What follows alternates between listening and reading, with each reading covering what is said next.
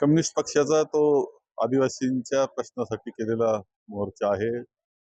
Comrade Ajit Navale यांच्या नेतृत्वाखाली आणि मूलभूत प्रश्न त्यांनी जे आदिवासींचे आहेत ते त्यामध्ये घेतलेले आहेत.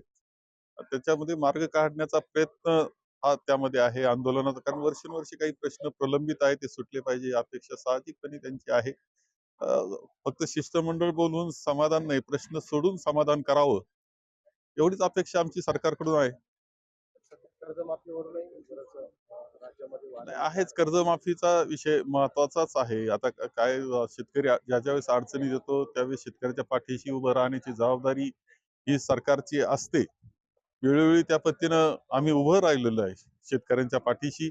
आता जबाबदारी या सरकारची आहे की शेतकऱ्यांच्या पाठीशी उभं राहण्याची. दुर्दैवानं अलीकडे जे काही करार अमेरिकेबरोबर झालेले आहेत ते त्या शेतकऱ्यांना आणखी अडचणीचे ठरणार आहेत.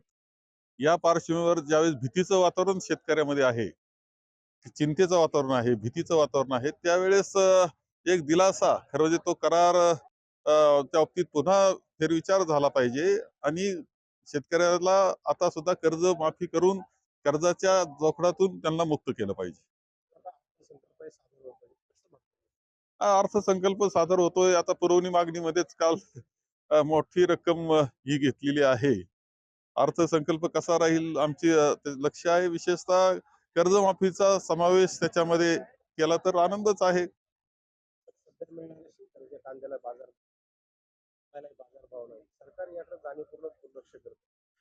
दुर्दैवाची गोष्ट आहे. आता खरं म्हणजे सरकारनं कायमच शेतकऱ्याला दुय्यम समजलेलं आहे आणि शेतकरी सुद्धा एक जागृतपणे शेतकऱ्याला काही विषय घेऊन एकत्र यावं लागेल, जन आंदोलन उभं करावं लागेल तर ह्या सरकारला जाग येईल अशी अवस्था आहे. नाहीतर शेवटी असं आहे की सगळं काही सोसतोय. जो ताण आहे अर्थव्यवस्थेवरचा तो आपल्या भारतातला आणि महाराष्ट्राचा शेतकरीच काढतो आहे. राज्यामध्ये अनेक जिल्हा परिषदेच्या निवडणुका पुढे ग्रामपंचायतीला प्रशासन कसं म्हणताय? हा तर झालेलं आहे. खरं म्हणजे मूळ ज्यावेळेस निवडणुका जाहीर केल्या त्या सदोष पद्धतीनं केल्या गेल्या, ही तर वस्तुस्थिती आहे. म्हणूनच हायकोर्ट सुप्रीम कोर्टानं त्याच्यामध्ये हस्तक्षेप केलेला आहे. सुप्रीम कोर्ट लवकरात लवकर निर्णय द्यावा ही अपेक्षा आमची आहे. कारण खूप काळ झालेला आहे, खूप वर्ष लोटली. तिथे प्रशासक आहे आणि मनमानी कारभार त्या अधिकारी मंडळीचे चाललेले आहेत. ते थांबवायचे असेल तर लोकप्रतिनिधी तिथे येणं आवश्यक आहे. त्यामुळं लवकरात लवकर जिल्हा परिषद आणि पंचायत समिती उरलेल्या ज्या आहेत जिल्हे त्यांच्या झाल्या पाहिजे. एक सोनम वांगचू असा काय गुन्हा होता की तो जेलमध्ये आहे? शंकराचार्यावर गुन्हा दाखल होतो. आमच्या हनुमंत पवाराला रस्त्यामध्ये मारहाण होते. हे सगळे जे प्रकार आहेत, आमच्या राष्ट्रीय जो युवक काँग्रेसचा अध्यक्ष त्याला जेलमध्ये घातलं जातंय. हे सगळे जे प्रश्न निर्माण होत आहेत, हे सगळे जे काही कृती होती आहे सरकारकडून, ही एक दहशत निर्माण करण्याचा प्रयत्न आहे. आमच्या विरोधात कुणीच बोलू नका, आमच्या विरुद्ध बोलायचं नाही. कोणी बोललं तर आम्ही तुम्हाला जेलमध्ये घालू, तुमचा छळ करू, हे सांगणारी ह्या सगळ्या कृती आहेत. ही वस्तुस्थिती आहे. जनतेला हे कळतंय. जनतेनं आता खरा आवाज उठवला पाहिजे.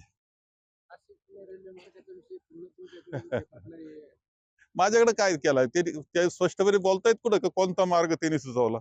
त्यांनी फक्त संगमेर अकोल्यात भांडण कसं लावता येईल असं पाहिलंय.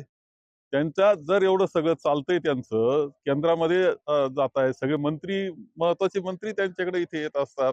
त्यांनी सरळ तो जो आहे पुन्हा नाशिक सरळ मार्ग जो आहे, जो संगमेरवरून जातो, त्याच्या मान्यता पुन्हा करून घेतली पाहिजे त्यांनी. ती जबाबदारी आता त्यांची आहे.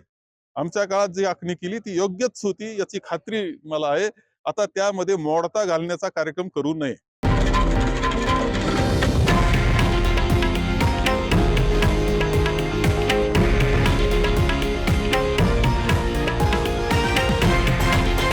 हे आहे देशातील नंबर 1 न्यूज नेटवर्क आणि आपण पाहत आहात TV9 मराठी, एकमेव.